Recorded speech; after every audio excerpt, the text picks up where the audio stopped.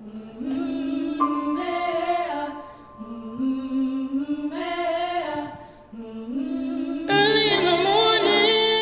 the Queen Singers are a BIPOC woman singing group, and it was formed a few years ago between me and Nakaya Kilpatrick. So it started at the MLK meeting, and we are wondering how we can bring a singing group that was made up of people of color.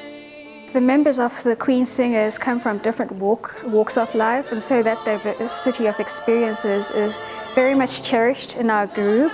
This has revealed the beauty of being part of a community that not only receives but supports the BIPOC feminine voice. A lot of our music is intentional as far as the pieces we pick, and also the group itself really wanted to become a formal ensemble because of the importance that we feel to represent BIPOC women on campus. Being a part of this group is just something so fulfilling.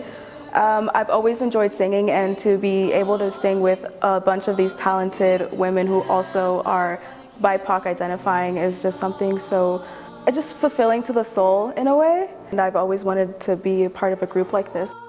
Being part of the Queen Singers means that I have this presence on campus, that I can show off my talents through singing about the BIPOC feminine experience, and I really appreciate that because it makes me feel powerful seeing and being in a group of people who are like me. Being able to express myself in a more artistic manner with the Queen Singers has given me a great outlet to let out my frustrations, my worries, my doubts. I've had the chance to sit and talk to different women, you know, coming from different backgrounds. I think it's really cool that we have a group of minorities that are often underrepresented in different areas, and I just think it's really cool to have us have a space for us, a safe space where we're able to make art together.